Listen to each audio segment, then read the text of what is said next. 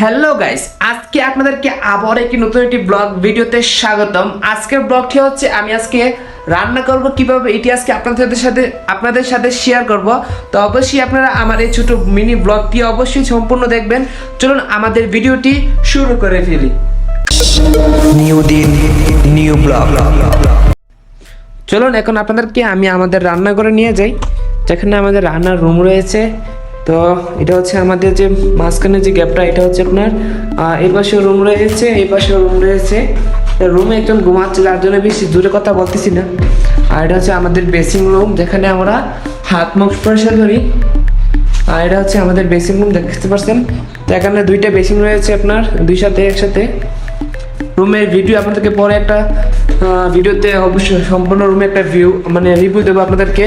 আর এটা হচ্ছে আমাদের কিচেন রুম, মানে কিচেন রুমটা অনেকটাই বড়, আপনার অনেক বড় আমাদের কিচেন রুমটা। তো দেখছেন যে এটা হচ্ছে আমাদের কিচেন রুম, এবং কি আমাদের কাপড় ধোয়ার জন্য একটা এক্সট্রা ওয়াশিং মেশিন আছে আপনার। এটার প্রাইস হচ্ছে আপনার 300 রিয়াল আমাদের কাছ থেকে রেখেছে।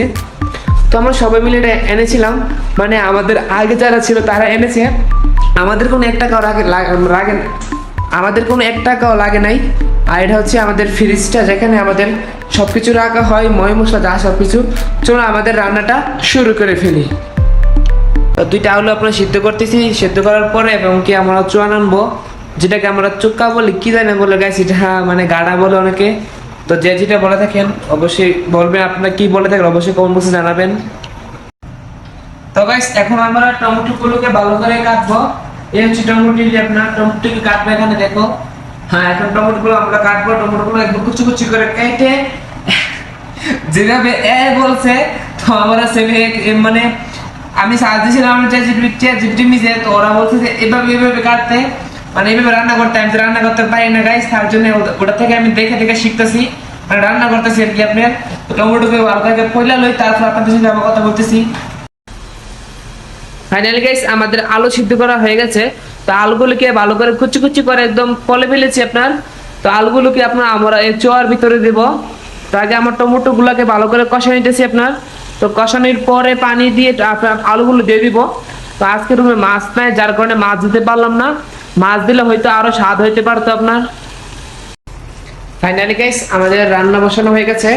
তো এগুলো হচ্ছে আপনার এখন মানে ভালো করে একদম সিদ্ধ করার পরে 10 থেকে 15 মিনিট পরে আমি এটাকে উঠাই নেব।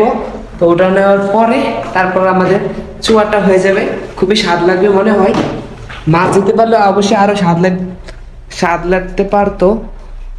তো গাইস এখন আমি গোসল করতে যাব। তো গাইস এখন আমি গোসল করতে যাব। তো গোসল করে এসে আপনাদেরকে দেখাবো যে আমাদের রান্নাটা কিরকম হয়েছে, এবং কি আপনাদেরকে খেয়ে দেখাবো। ফাইনালি গাইস দেখতে পাচ্ছ যে আমাদের রান্না করা শেষ। টমেটো আর আলু দিয়ে চনান দিয়ে ফেলেছি, এখন খাওয়া দাওয়ার পরে তো বোঝা যাবে যে আমার রান্নাটা কিরকম, ভালো না খারাপ। তো আগে খাইয়ে দিয়ে আপনার সাথে কথা বলতেছি। ফাইনালি গাইস আমার খাবার দাবার খাওয়া শেষ।